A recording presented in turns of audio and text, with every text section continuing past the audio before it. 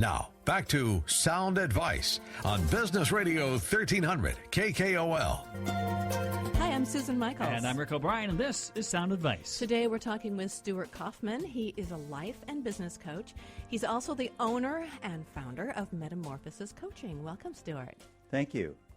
So first of all, tell us about your business. What exactly is it you do? How long have you been doing it?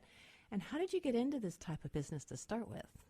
Okay, well, I've been doing coaching for the last 15 years. Okay. And the way that I got into this business is that I was a project manager in healthcare for many years.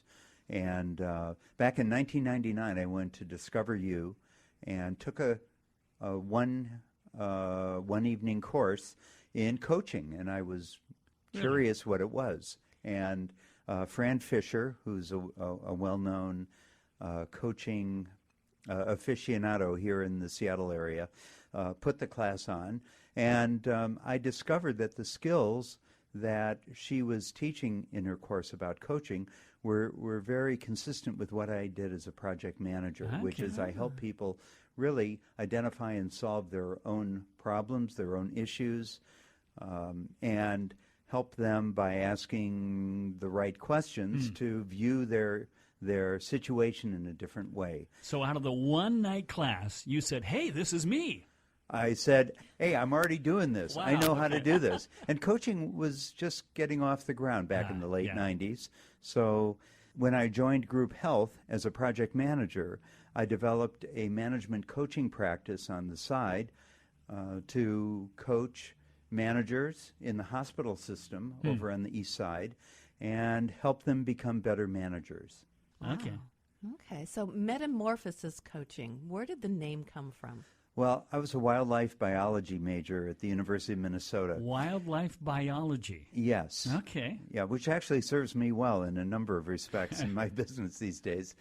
So when I was growing up in North St. Paul, which is, of course, in Minnesota, I used to collect frogs, and I had window wells just full of frogs that would come in, and we had a pond, and I would go down there and I would see how there were tadpoles that turned into frogs, and they go through their own metamorphosis. And what would you do with these frogs that you had? Well, unfortunately, I sold them to bait shops, not quite realizing what they were going to do with them. And how old were you when you were doing this? I was about 8 years old. About 8, and you were selling frogs. So I believe that as adults, we continue to go through our own change and our own metamorphosis, or at least that we have an opportunity to do that. Whether we take advantage of it or not is up to each individual. But as a life and business coach, I help people go through whatever metamorphosis they are interested in going through, and whatever goals,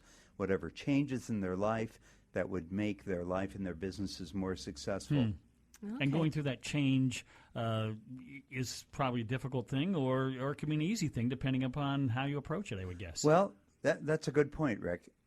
Some people are more coachable than others, and I think the key factors of being a good coachee, if you will, is a willingness to be open, a willingness to try something different, a willingness to change, and recognize that although it's uncomfortable during the process, that the rewards of changing, especially if we see that what we're doing is not giving us the results or outcomes that we want, that change is positive. Change is inevitable. The world changes, we change, and we have the opportunity to change in a positive direction or not change at all, which I view as really being in a negative direction. Oh, really? Do you ever run across people who fight that change? And how do you get through to them? No one ever fights change. Right. I guess that's maybe a silly question.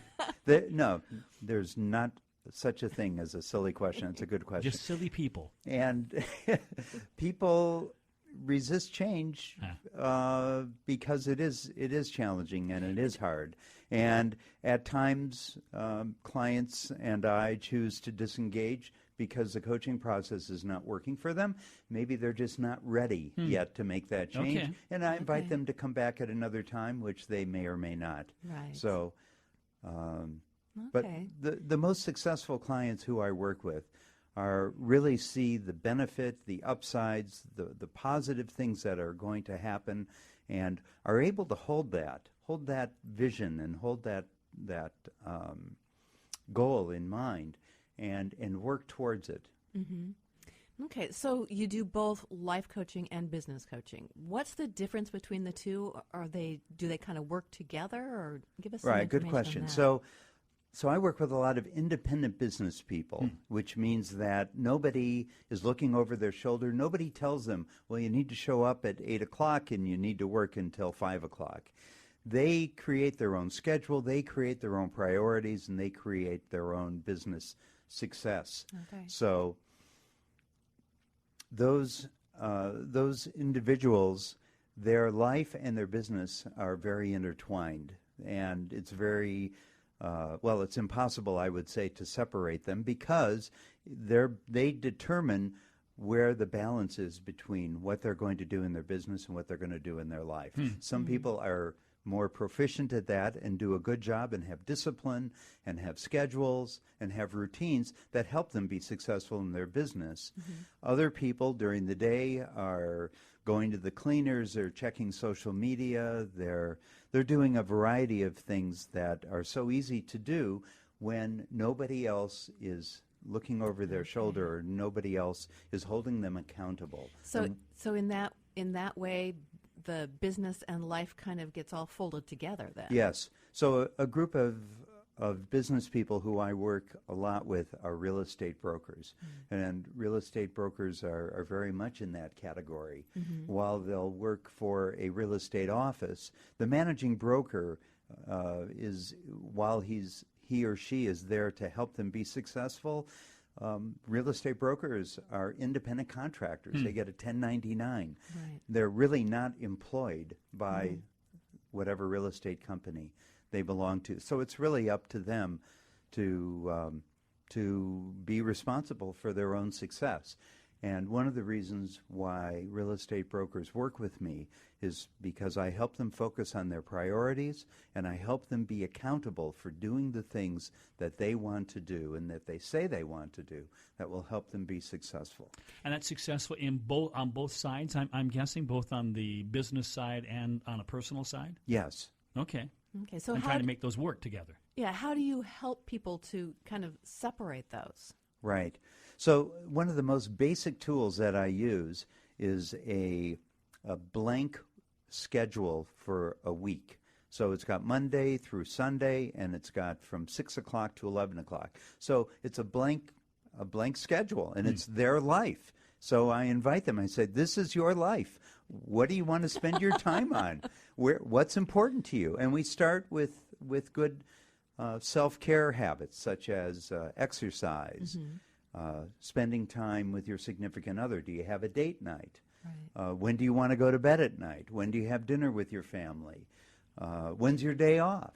Yeah, it's amazing how many real estate brokers really don't take a day have a off. day off. Or if they say they take a day off, they still take all their business calls, so Right. that doesn't really happen. So that's really it's a boundary issue. It's being able to also be in a state where you're in abundance rather than scarcity. Because when you have the mentality that there's enough business out there and I don't have to be running after everybody, I can take a day off and have a guilt-free mindset about it, and know that the other 6 days that you work, that you will be successful. I remember when I was little that I remember the teacher of the class saying, in the future we're going to have computers and we'll have all this leisure time because of that. And that kind of hasn't happened. The opposite seems to have happened. We spend more time doing, deleting emails and doing stuff that we just take a lot of time with. Has technology really made it to where we have less time to spend with spouses and things like that? Because we take it home with us now.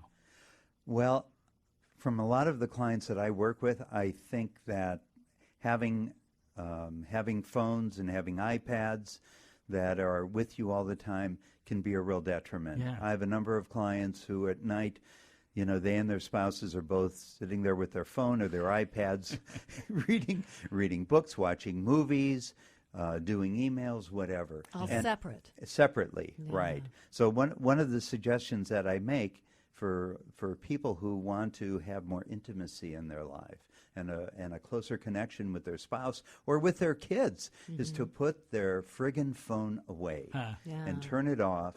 And I have some clients who at 9 o'clock in their whole family, all the electronic devices in their family go off at 9 really? o'clock. When they go in a restaurant, all the phones stay in the car so that they can actually have conversations. Oh, what a good idea. Communicate. What a concept, huh? Yeah. So I would say technology is certainly a plus when used responsibly, used Sure. appropriately, and when some boundaries that are mutually agreed upon within family units. If you go to any restaurant and just sit there eating and look around, it's amazing how many people are on their phones.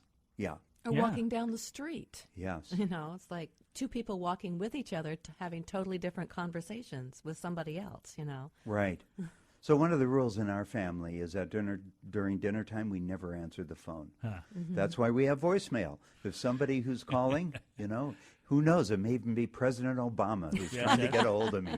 Well, President, leave a message. I'll get back to you. Yeah. So are there any people who don't need some kind of a coach help along these lines? Well, Malcolm Goldsmith, who is a world-renowned coach and very well respected in the coaching community, recently did an article, and he said everybody needs a coach. And he said, why? Because we get better, number one. Number two, we get better faster. And number three, we learn to be accountable to ourselves.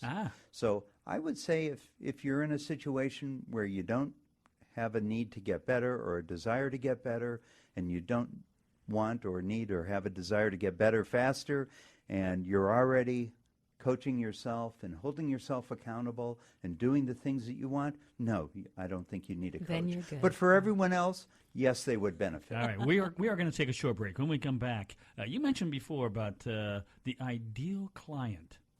Okay, we're going to get into that and say what the ideal client is. I kind of want to know what the nightmare client would be like. We'll take a short break and come right back. We're talking with Stuart Kaufman. He's a life and business coach, Metamorphosis Coaching, on Sound Advice. Sound Advice returns in a moment on Business Radio 1300 KKOL.